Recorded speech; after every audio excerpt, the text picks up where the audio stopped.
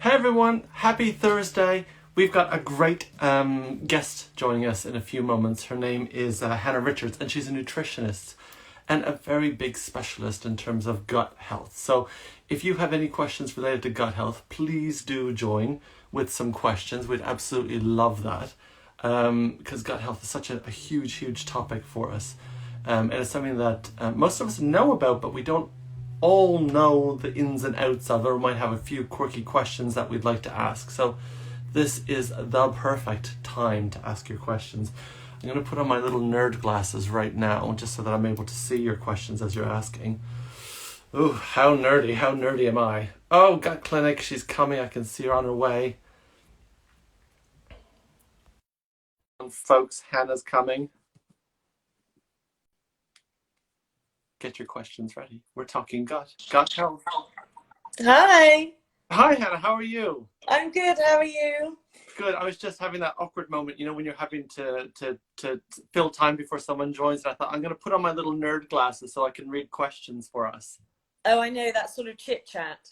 Yes, yes. But I tried to give you a nice little intro, and we're very excited to have you today because obviously gut health is something that we're passionate about at Hello Day. So the more education that we can have on this and the more discussion, we're absolutely thrilled.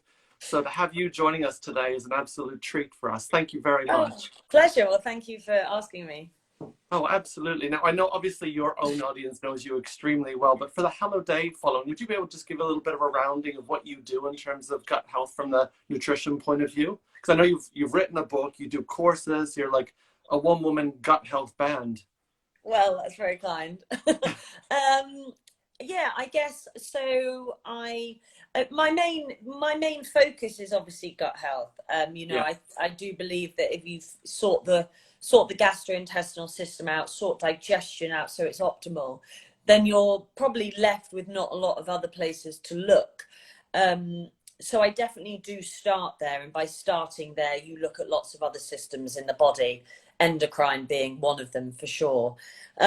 But I work in a way with people that's really quite, I always say, it's like I'm in your pocket for as long as you need, because gut health is so emotional. It's one of the hardest things to really get any traction on, I think, because Hmm. people are looking for, people haven't moved out of that allopathic mode of treating things well enough. It's not about eating kimchi or sauerkraut. It's not about taking a gut support supplement. That's almost the last thing it's about. And really what it's about is creating an environment inside and outside to be able to have good gut health, and so to answer your question, I really get into people's lives to see what they're doing on a step by step, day by day, week by week journey, because those are the things that disrupt the gut emotionally. Hmm. um, so that's really how I work with people. And I test as well. We do testing, but it's not always necessary. But it's interesting you use the word emotionally in relation to the gut, and I don't think all of us really understand the linkage between emotions and mental health and Yeah. gut health. I'm just wondering, is that something that you could overview? I know it's a big, big, broad topic, but in a bit of a snapshot for us. Yeah, sure. I mean, it's all about mental health. Well, it should be about mental health all the time, but I think it's ever more prevalent. It's certainly with the times that we find ourselves in. But if you have negative emotions, so if you're constantly in a negative emotional state, then that makes you catabolic. So you're burning out all the time, Hmm. and so a catabolic state is a sympathetic nervous autonomic nervous system state. So if you think about the autonomic nervous system, and in the middle we're all balanced and happy, and when stress hits we go sympathetic, and when normally the rest of the time we're sympathetic, parasympathetic. For the digestive system, which I always say is a bit like a dance, it should flow. It should just be really easy. It should move. It starts here and then it flows down. We assimilate, we digest, we absorb, and it's all a really nice dance. But when you're catabolic, you force the sympathetic nervous system to kick in, and then food just will never ever digest or get absorbed. So you create a state immediately by having negative emotions or being stressed out.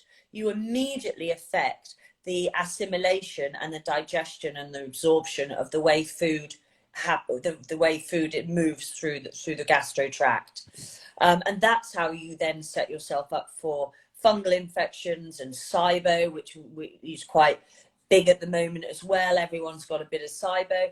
And my question is with SIBO is, are we just all eating too much fermented food? Yeah.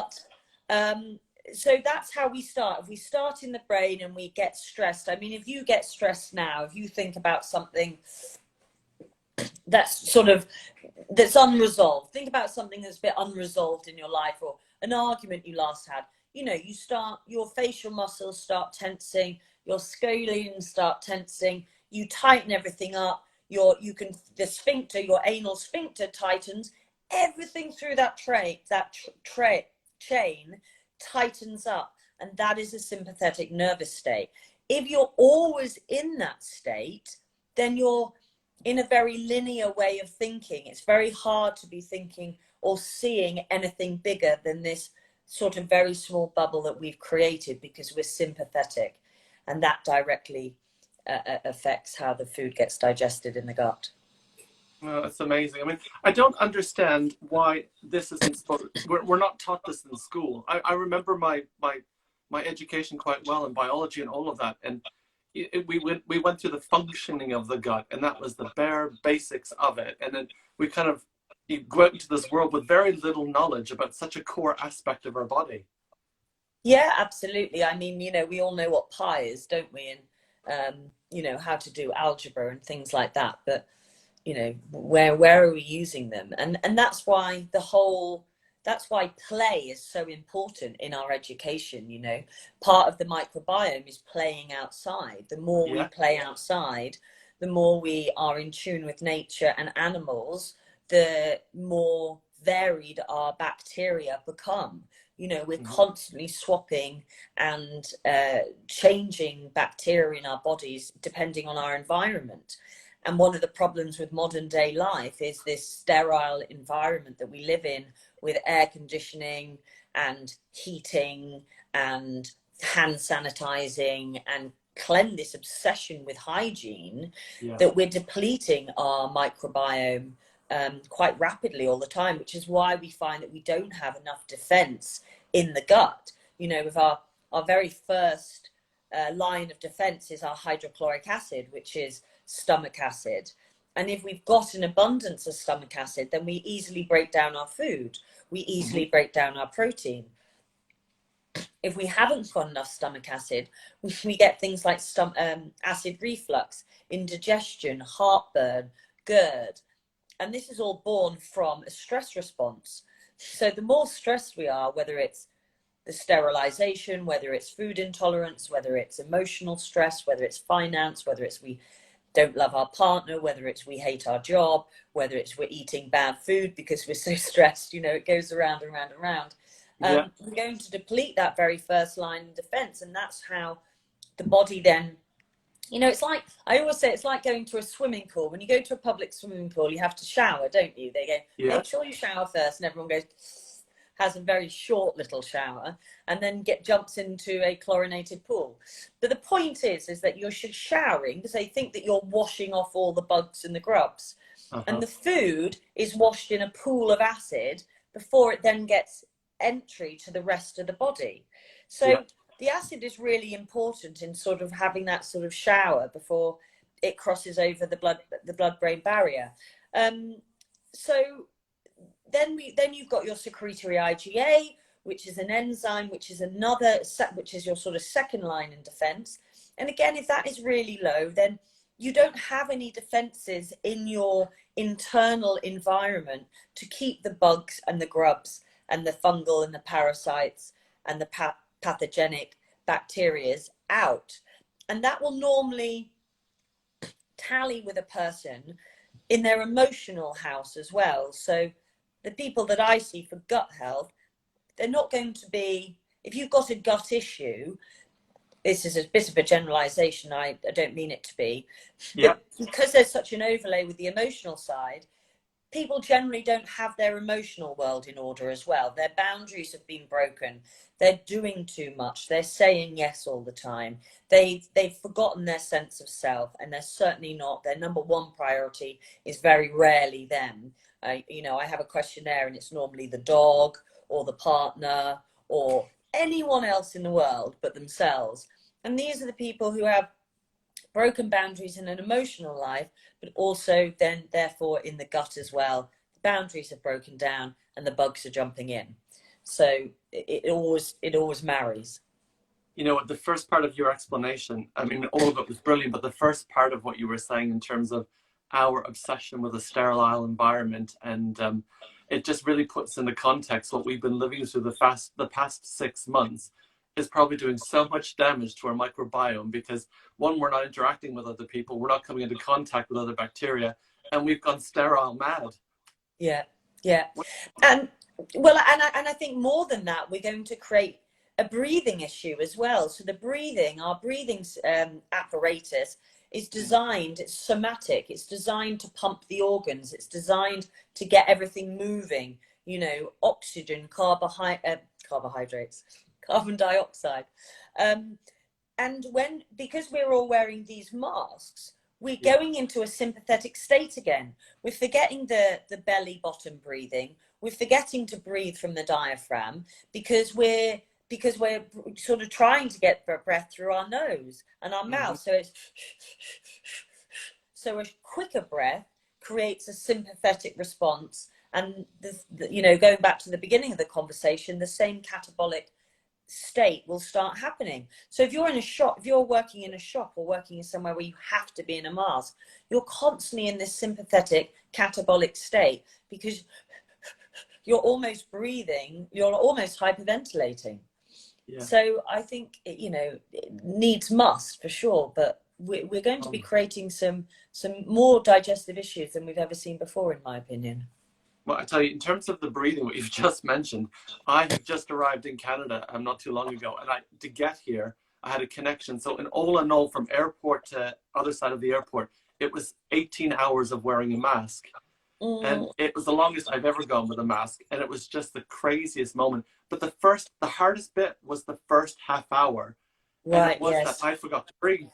Yeah. I completely forgot to breathe. And at one point I was at the checkout and I said, I just have to lower this to take a breath. And she just said, just calm down and you'll be fine. Yeah. And the moment I kind of thought about breathing, I was absolutely okay with it. But you completely forget. There's that little bit of panic that sets in. Yeah, absolutely. You know, a lot of people do an inverted breathing. So if anyone watching, you know, you put your hand on your belly now and you breathe in, you don't want to see those shoulders rising. You want to see your belly getting nice and big and, you know, like a little balloon. So you breathe in. I'm doing it now. Your belly goes out and you breathe in, you breathe out, and you create sort of a bodybuilder's belt as you take out all the air, then you support that, you know, you support your core with your transverse and your abdominals and your pelvic floor. But a lot of people are breathing the wrong way round. Smokers, for example, breathe the wrong way. And the breath is this visceral nervous system is supported by the breath all the time. So it's really important that we, you know, if you get a chance to do breathing or do a breathing workshop, it's one of the most important things for gut health. It's certainly not a juice in a bottle or sauerkraut in a jar or the next celebrity bringing out a supplement, which is happening quite a lot. It's so much more than that. And unfortunately, the wellness world is going in a way where people are forgetting the basics. And it are the basics that create a foundation of all health, whatever chronicity is going on, whatever toxicity is going on. If the basics are not there, then we cannot expect for any other type of treatment to work. So I think breathing and yoga for me are two of the best things you can do to support your gut health. Well, you know what, you made a point on one of your posts, and I apologize if I'm freezing up a bit here because I think the signal here in rural Nova Scotia is not as strong as it is in London. Apologies for that. But you had a post in August. Actually, no, it was recently. It was in June. And you were saying that lockdown has really impacted on your fitness, and you're a real fitness junkie in terms of of your exercise, and you've noticed the difference when you've not had that exercise. And then obviously Yeah. you were talking about the habit of getting back into the rhythm of again and how it affects your digestion so positively almost immediately as you start to get back into that rhythm. And a lot of us would never have made that combination. Like we've just talked about breathing, but another pyramid, I would say, is that aspect of exercise. Yeah, I totally agree. I think, lockdown has affected us all, even the ones who think that have got it together, they've got their stuff together. They're That's not probably just me. yeah. Well, I Not thought me. it, I thought it was me, and it's not me. But we've lost our routine, and routine is behavior. And when you lose your routine, you lose these patterns that keep you in good health. So everyone's had too much wine or too much gin, or we don't walk to work anymore, or we don't cycle around town anymore. And these are the basal metabolic points that keep the body fit, keep the muscles moving. So we reduce muscle tone when we can't build muscle, for example. It's because we're in a sympathetic state. So if we're Mm. stressed because of lockdown, for whatever reason it is for you, then you're automatically in this constant low level stress state, and you can't build muscle because you're catabolic and you're pumping out cortisol. And so it's a real vicious circle. Processed sugar is addictive, alcohol is addictive. And once you get yourself out of this routine of what you used to do into a catabolic state, it becomes very, very difficult to get out of it. You can't go to your gym anymore. You can't do this anymore. You're at home, and some people are at home on their own in flats on X floor with no support mechanism around them. So the loss of the exercise, which keeps us in that parasympathetic state, as long as you're not doing high intensity every day of the week, um, we've lost it. And so the stress state through the world is really, really, really high. And that affects, as I said, that affects digestion, and comes back to the whole, what's going on in the mental state? What are we thinking? What are our emotions doing? I can't exercise. I'm going to put on weight. Oh, I've already put on weight. Oh, now I'm on Instagram and I'm looking at everyone in this filtered world. And then, it's a massive cascade. The mental health aspect of gut health, of life at the moment is just phenomenal. And you raised a good point. I think a lot of us didn't realize how much our daily lives actually added to our physical routine. I think of running to the bus or trying to get my way through Waterloo Station, popping out for lunch to pick something that all added up to lunch, or sorry, added up to fitness and exercise. And I never ever recognized it. But the moment it stopped, it was like a grinding halt. Well, yeah, because suddenly your body's suddenly put 2 kilos on overnight and you don't notice it. But as you say, it's the daily routine. We need to burn, if we're going to talk about calories, we've got to burn a certain amount Mm-hmm. to keep, well, we've got to eat a certain amount of calories to keep the body alive, breathing, autonomic nervous system stuff. But also we've got to expend as much as well to cover what we're eating. So when you get rid of the walk to the bus stop and the walk around the office and the shopping at lunchtime, or the wherever you're darting to, I mean, as a Londoner, no one moves in gear 1, everyone moves in gear 5. Yeah. So we were doing high intensity exercise merely by just living in London, and that stops, and suddenly your movement is from bed to the bathroom to the office, which is now your living room, and you just rotate around 3 different chairs. And so Via the refrigerator. via the biscuit tin. Yeah, and via the biscuit tin. To be more accurate, yes. and the alcohol, I don't know what it's like over there, but the alcohol in this country, we use it as a form of stress release. Yeah. It can be parasympathetic. I think, I see a lot of people who say, or practitioners who will take alcohol away from people. If you come home from work and your relaxation is turning on the Radio 4, or having a shower, having a bath with a glass of wine, or a beer, or whatever it is, if that's what it takes you to relax, then that is you going from sympathetic to parasympathetic. And that is very important. The moment you take away that, which is, it's a good point, because it comes on to the way that we're all eating all this way too lean, green, machine kind of food. If you take away that trigger to create the parasympathetic, then you create more stress. What we need to do is start slowly maneuvering some of the routines that people already have to better choices, or not as much of a substance than we are taking, to keep in that parasympathetic state.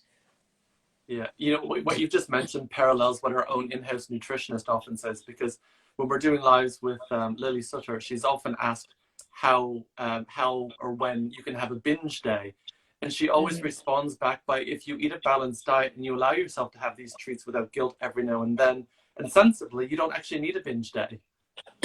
Exactly. You know, process, you know, I do group onlines, and we talk about how we eat our emotions, and how people use food when something goes right, then they've just got all this food there. And processed sugar is just so very highly addictive, and eating that processed sugar speeds up your breathing as well. So, you know, if you go and eat a bag of Haribos, you're likely to be a bit wired, as opposed to not. So exactly, you know, I concur with Lily. Well, I actually know, but it's absolutely correct. You know, if you're eating a balanced diet, you're not jumping those blood sugar levels around. Glucose control, insulin response, leptin receptors, none of that's going off the scale. It's all staying neatly where it should be. And eating a bag of Haribo, you should get to the point where that just doesn't, it's not food for you. You know, that's where we want to get. It's not a treat. It's not a cheat day. You know, the people that talk about cheat days, cheating what? You're only cheating yourself. Yes, you know, that's so true. You know, there's a chocolate that we have here called Bouja Bouja, which is a really wonderful chocolate. So I always get people, you know, I turn them into chocolate addicts basically. But, you know, from eating the Cadbury's and the Nestle and all that sort of processed gunk, to eating real chocolate. Yeah. So it's always about the process. Of course, you can go to the party and drink a little too much, or eat too much cake. You're allowed to do all those things. But if your philosophy is I get a cheat day, then we've not really figured it out yet, have we? No, it's a bit 2 steps forward, 3 steps backwards, isn't it? It really exactly. is. And speaking about chocolate, I mean, that is one of my absolute favorite little treats. And I realized that I exactly, as you said, moved away from some of the less good quality chocolates into going for my darker chocolates. But more than anything, I realized personally, I don't need to eat a whole chocolate bar. I can just have a few squares, and that's enough to satisfy. Everything else is just gluttony for me. And I just kind of came to that conclusion that enough to satisfy, then move on. Exactly. And I think it's also, you know, if you're going to eat milk chocolate, then it's very easy to eat the whole bar. But when you're eating real chocolate and then you're craving real chocolate, you're basically chocolate craving, or real chocolate craving, is a magnesium deficiency. So once you are not stressed, once you have enough magnesium, which is one of the minerals that gets depleted more than anyone, it's why we see so many heart attacks, which is magnesium is a heart mineral supplement. When we deplete our magnesium levels, we do often crave the chocolate. So if you're not craving anything, then it's also a good sign that everything is in balance. You know, it's the same with the coffee drinkers. When people say, oh, I can't start the day without my coffee. I'm like, what coffee do you drink? And they go, I love a latte. And I say, you're not addicted to coffee. You're addicted to the milk, the sugar in the milk. You know, they're sugar addicts. No one's going, oh, you know, they're not getting the filtered coffee out, grinding their beans. They're not real converts of coffee. They're sugar addicts. And that's the reason there are coffee queues all over in London all the time is everyone's boiling this milk, you know, constantly to feed people's sugar habits, because they're so sympathetic, as opposed to actually taking some really good coffee in because they're addicted to the caffeine. So I think with a lot of people, myself included, sometimes we don't realize what is sugar. You know, Yeah. it's much more than what we think sugar is for a lot of us, and we just, you know, myself included, I'm always surprised when it's brought to my attention that that actually just digests as sugar, or that is completely a hidden sugar. And you're right, someone that's drinking a latte, I would never think that that's just a sugar fix. Yeah, and you know, it depends where you want to go with your diet and nutrition, you know. Mm. You know, the whole almond milk thing, for example, you know, we're destroying forests, we're destroying the world because of our obsession with having almond milk lattes or coconut milk, you know, and we don't need them. You know, I have a theory that, you know, when you used to have milk from the milkman, you'd be able to see how much milk was left and you'd finish the bottle and Yeah. you finish the milk bottles and you put them out again.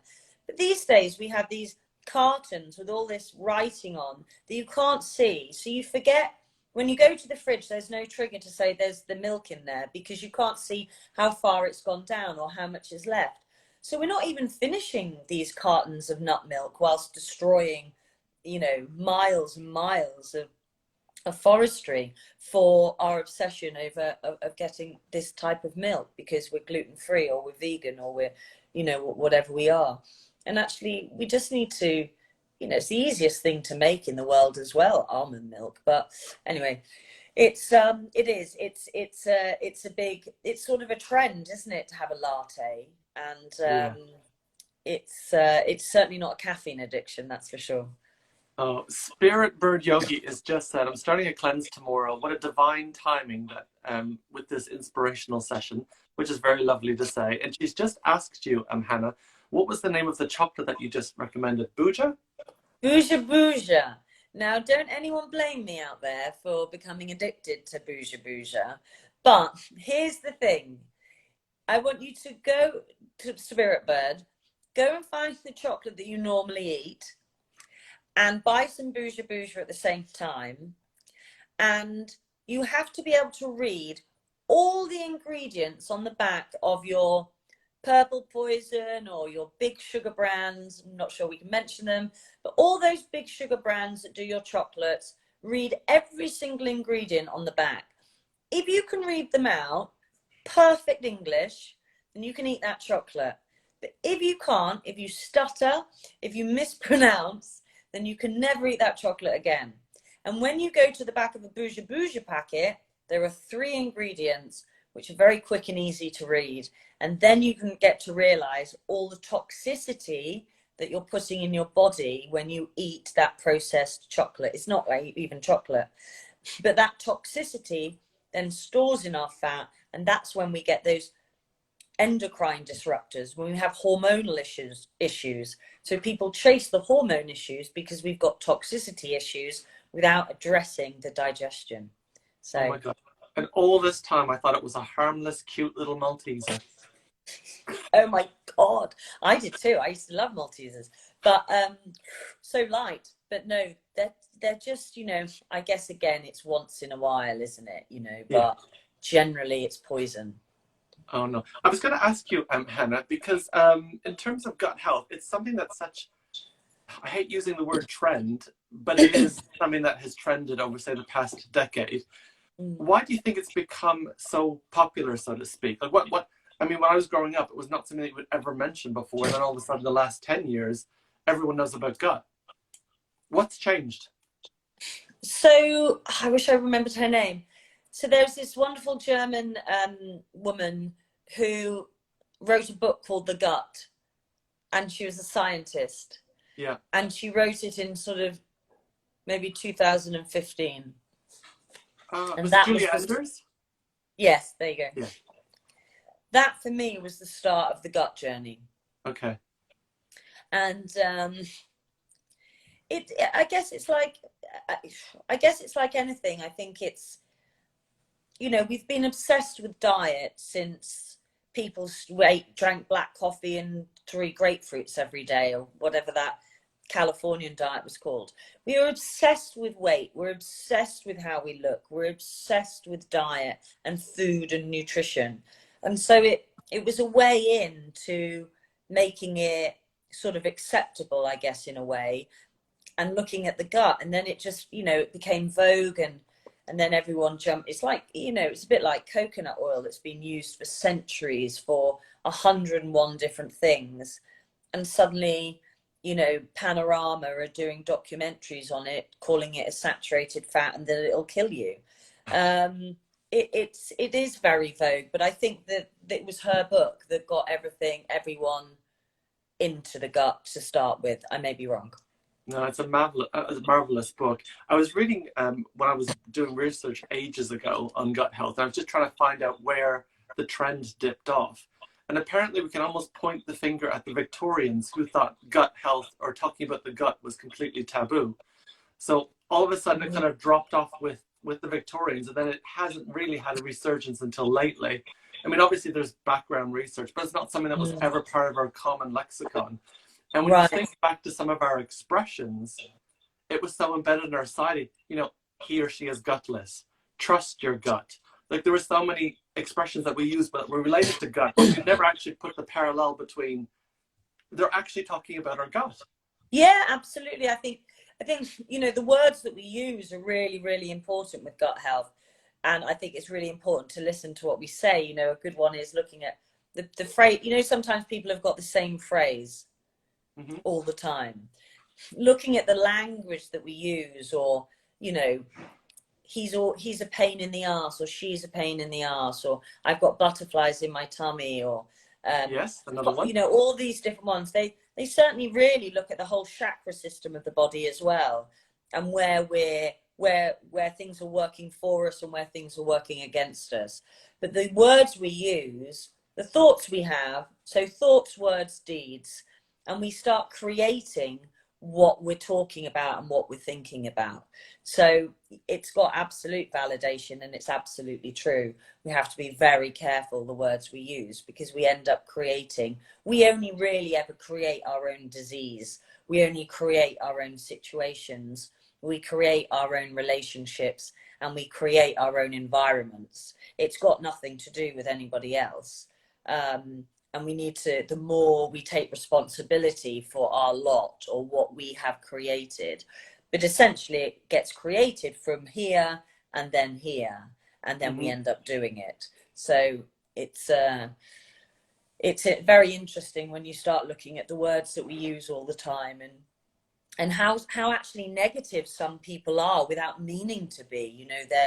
I should do this, I could do that, I would have, I hope to, maybe, all this sort of non-affirmative language keeps us in a place where we don't have to challenge ourselves or get out of for fear of whatever. But it certainly keeps us in a place where we don't really have to do anything about it. And that's subconscious. That's amazing. Speaking about the mental aspect, again, a very base comment that I'm about to make, but I always thought in terms of cravings, what you actually crave came from your mind, until recently someone said that your gut is a huge determinant in terms of what it's signaling to the body that you need or want to eat. Is that something that's true, or you can elaborate on for us? Yeah, I mean, the whole our neurotransmitters and the enteric nervous system, the gut-brain axis. I think I think it can be both ways, though. Okay. It's a bit of the chicken or the egg. Do we get the emotion and therefore crave something, or are we deficient in something or not deficient in something and therefore we crave something? Is it a physiological response, or is it an emotional response? And that's why gastropsychology is such a big thing, because you can't really, I don't think you can say it's one thing or the other thing. It's a combination of the psycho and the gastro. It's an amazing concept, because up until a few years ago, I would never even thought the gastro had any influence. I would have just thought the almighty brain influenced everything. Well, exactly. The gut has got more neurons than the brain put together. The surface area of the gut is huge. And when we get stressed, we deplete that hydrochloric acid, and then we break down those mucous membranes. Then we get that leaky gut situation. So your gut should sort of look like this, and then it starts looking through like that. And that's when those food particles trigger an immune response, and it sort of, goes round in a circle. But it's they're both wildly connected. You can't just, I see a lot of people with anxiety, a lot of girls who are at school, and it's all the emotions of anxiety in Chinese traditional medicine all live within the stomach. So the when you're looking at anxiety, you'll probably also, if you looked at the physiology of the gastro system, you'll find a place where the boundaries have been broken down, where the mucosa has broken down, and there's a recruitment to the gut wall because they perceives a situation of danger, if you like. Mm-hmm.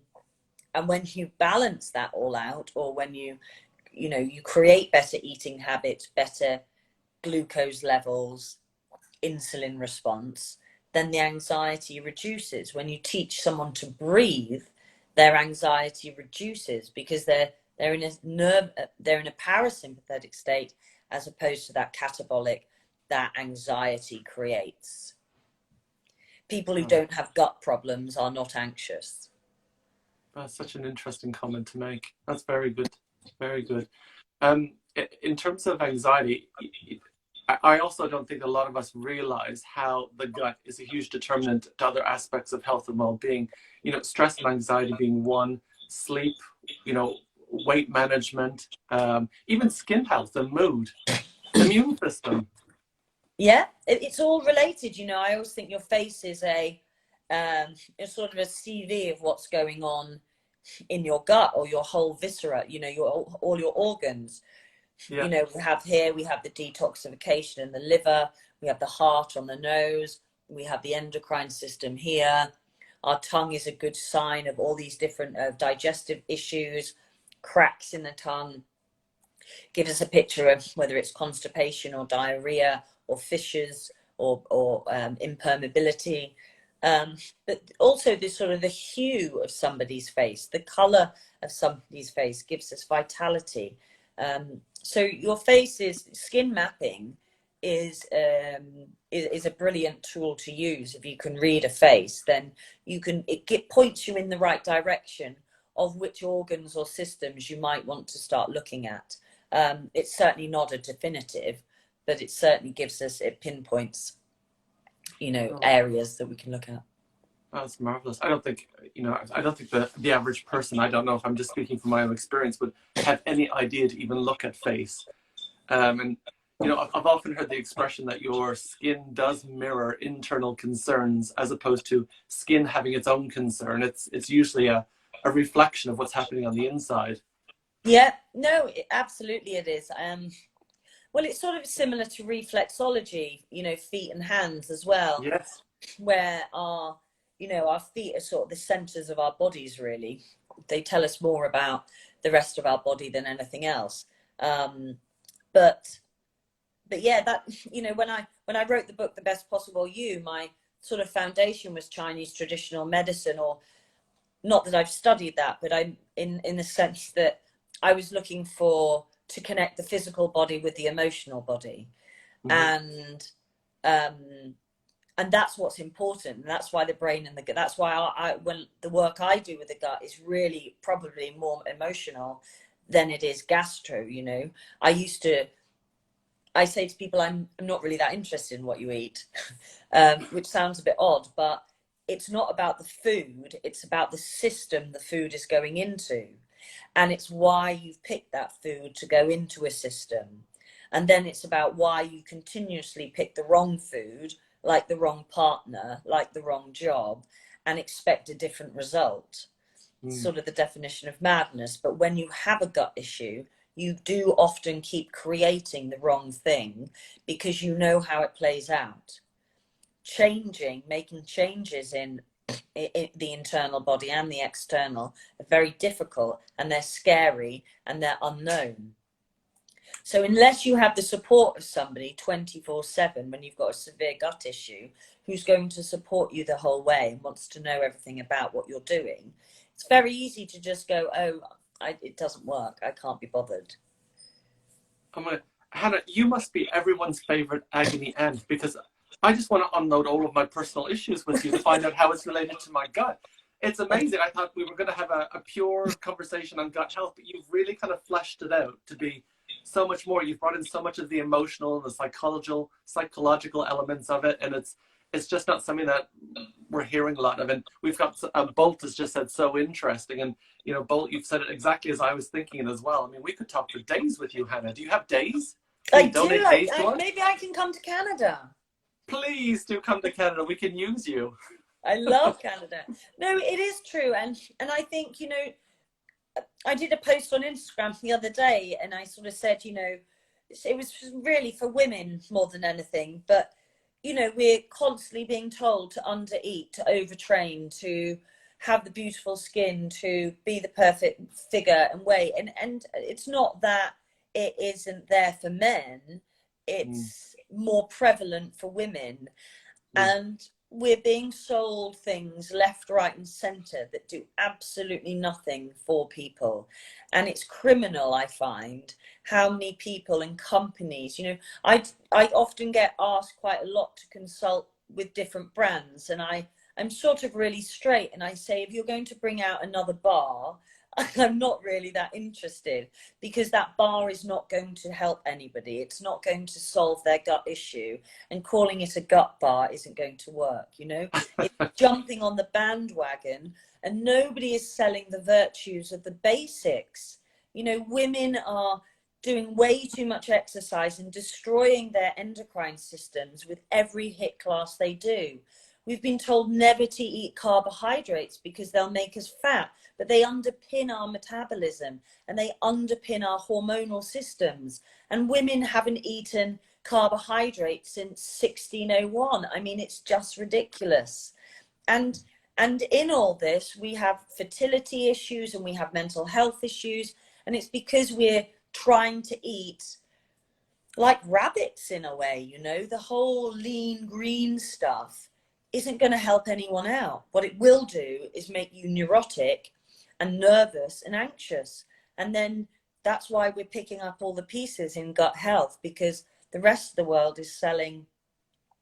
There's a wellness arm that's trying to sell health, but it's doing exactly the opposite.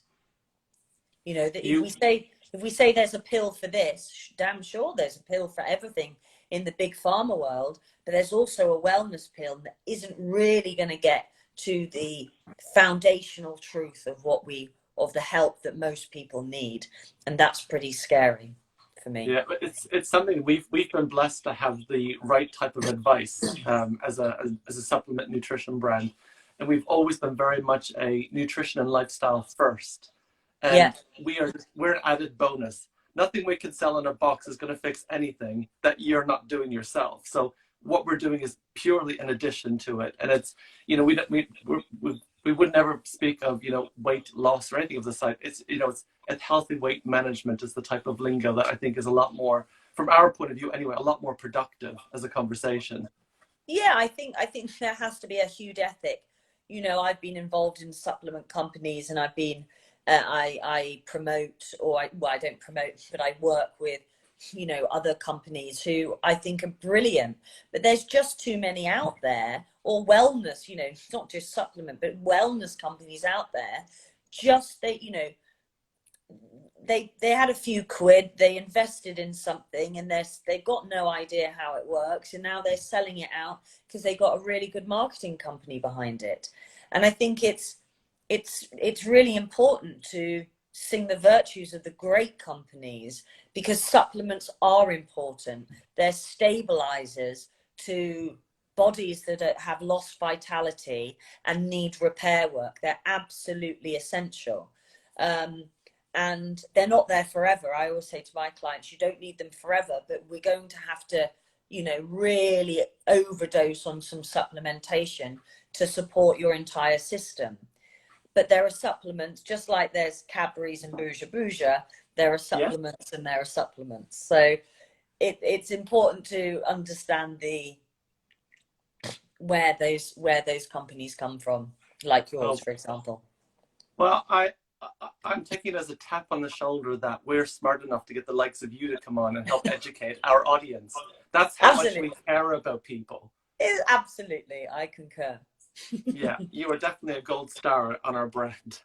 Just having a chat with you. I've got a few questions here, and I've been rambling on because I've been abusing your time. But Sasha has asked, what do you think about collagen supplements, Hannah?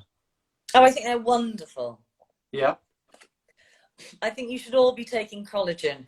I love, you know, and apologies, I don't know your entire range, but there's a company called Great Lakes and they do a beef collagen. So if you can take that, that's the one I always use for gut health. But collagen, yeah, I mean, just take it. Don't even question it. Oh, marvelous. And we have Flow Well-Being Network. She says, this is so interesting. Going to look up face skin mapping later. I'm with you on that one. And we'll follow the gut clinic too. So thank you. Marvelous. Thank you for helping with the education. And we have Naf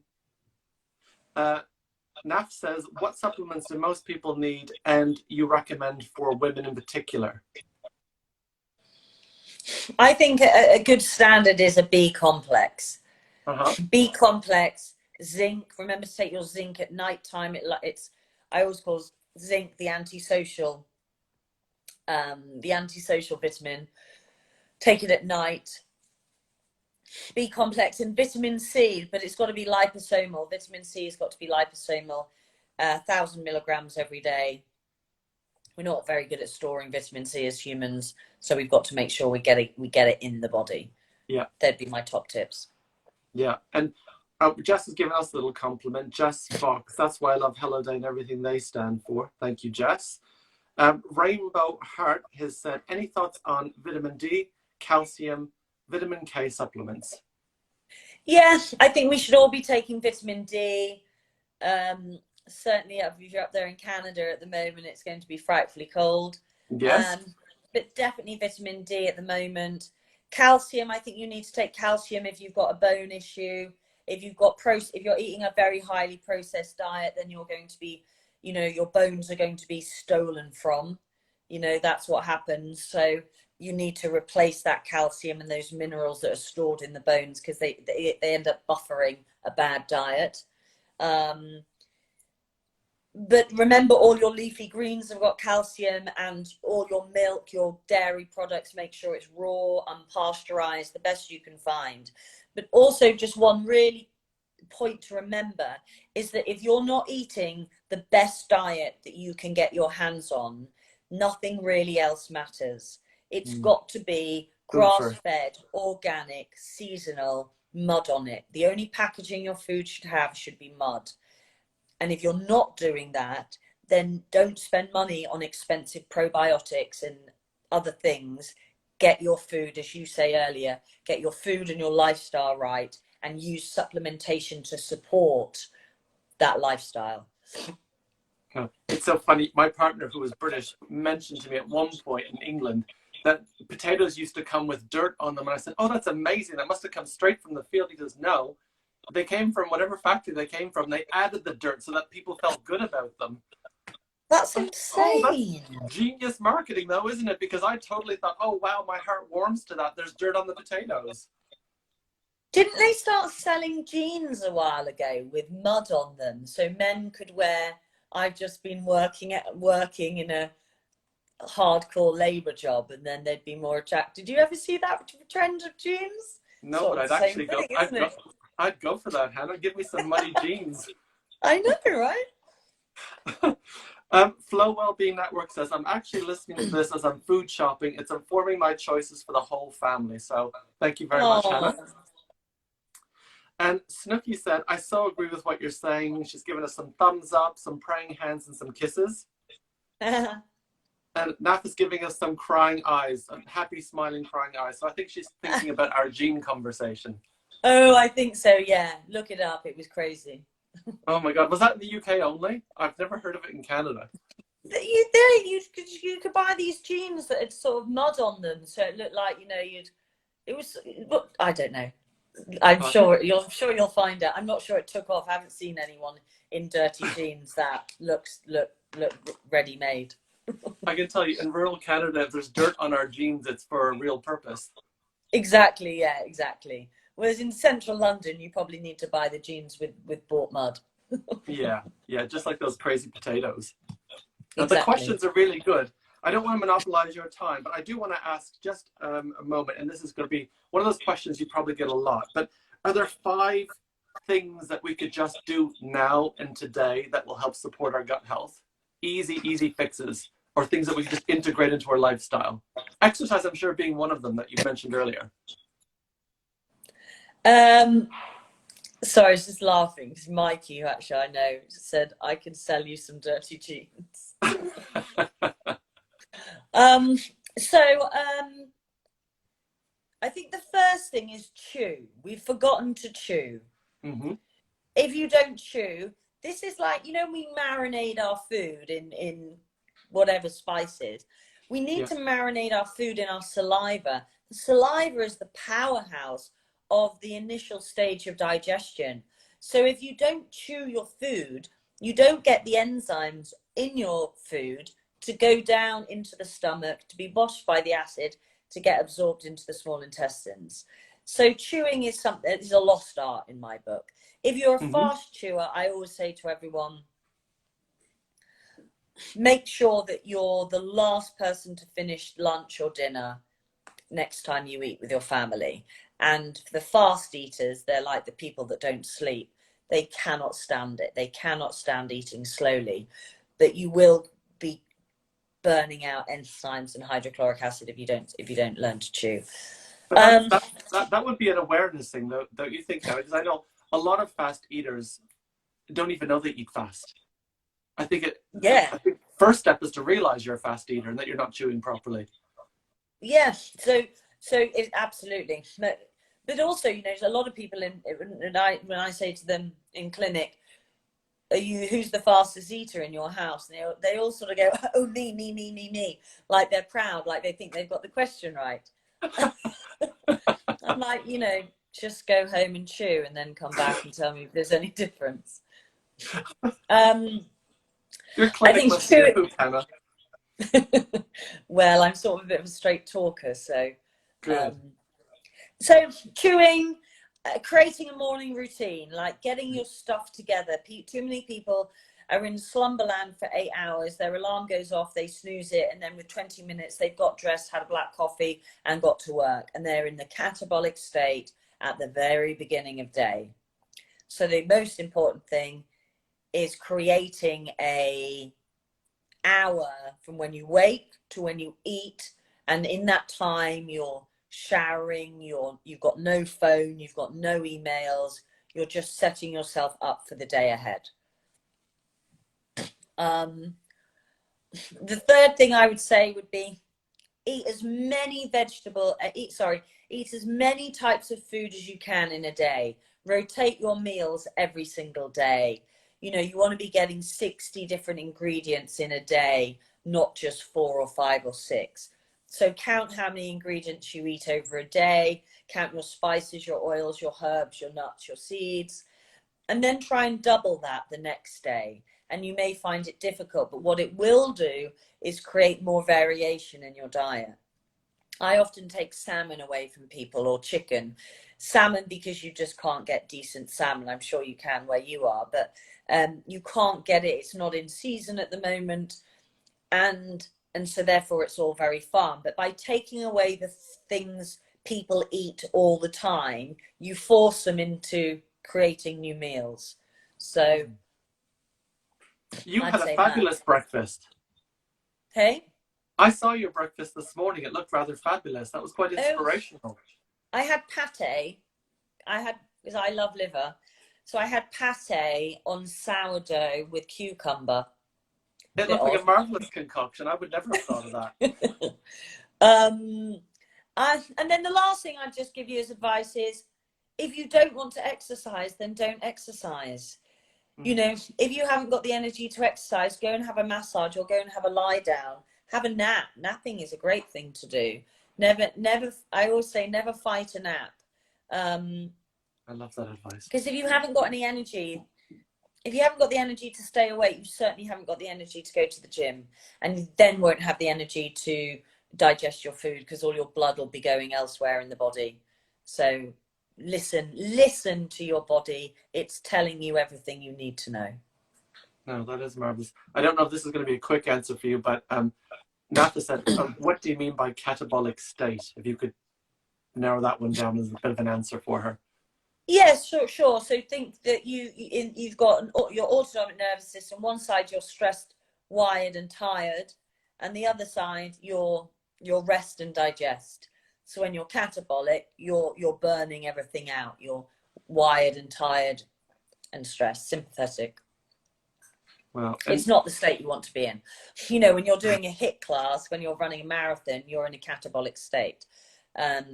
But you don't want to be in that all the time. You want to be able to bounce back. But gotcha. Yeah. Gotcha.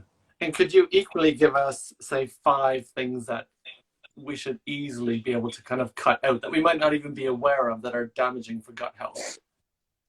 Damaging to gut health. Black coffee on an empty stomach is a destroyer of the stomach lining. Hydrochloric acid levels. Instant coffee, whilst we're at it, never ever buy it. It's the devil's food. Gosh. It's like paint stripper. Instant black coffee is like paint stripper to the stomach. What else? I just have to say Cadbury's. I'm sorry, Cadbury's, but things like that, it's not chocolate, and I like chocolate, but it's got to be pure chocolate. So do that chocolate test. You know, alcohol, I drink it, but it is a disruptor of gut health. It's not going to do you any good whatsoever. The best alcohol, if you've got to drink it, is tequila, and don't go nuts on it, but tequila is the best alcohol. But if you are drinking alcohol, you've got to do that damage control. So milk thistle, B6, magnesium, NAC. There's a hangover plan or a detox plan in my book. So if you're drinking alcohol, make sure you do those things as well. I mean, anything that is wrapped, packed, chlorinated, blue, coloured, injected, treated, heated, flown around the world, you know, with loads of footprints, is going to be terrible for the gut. As Michael Pollan says, if it doesn't rot, don't eat it. So I think that pretty much sums up all foods. If it doesn't rot, don't eat it, because it's not going to digest in your body, because it'll be it's like a foreign element in your body. And when it goes in, your body goes, what the hell is this? I haven't got any digestive aids to break it down, because it's not protein, it's not fat, and it's not a carbohydrate. It's a chemically induced substance that's going to disrupt lots of things in your body. So I'd probably say that was the best advice. Oh, I love that. We've got one question here from Natalie James, who's a friend of ours, and she says, if you like coffee, is it best to drink coffee after breakfast or after a lemon water? So my coffee rules are water, breakfast, coffee, because most people will have water, breakfast, and then they get to ask themselves whether they need coffee, whether they need it or it's a habit.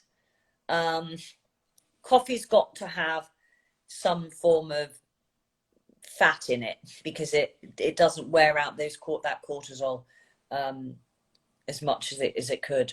So yeah, after food, coffee after food. It's disastrous on an empty stomach. And never have it between the hours of 11 and 1, because they're the hours the heart does its regeneration. And the heart doesn't like shocks, and coffee shocks the heart. So keep it 11 to 1 is when you should be eating and rebuilding, regenerating, and not stressing things out. So alcohol and coffee are bad news at that time. I'll be speaking to my partner about his coffee consumption and not bringing any more Cadbury's into the house. Brilliant. You have been marvelous. And again, if you wouldn't mind, I'm just going to mention your book, The Best Possible You, which you've written. And I've not read it myself, but it's going to go on my Amazon list. Cool. The conversation has been marvelous today. Thank you so much for your time and for the brilliant questions that we've been asked as well. Yeah, absolute pleasure. Thank you for having me. I hope it's all been very helpful. Oh, it has been. And it's been entertaining at the same time, which is the best type of conversation. Absolutely. Not too serious. Oh no. Take care, Hannah, and thanks for your straight shooting answers.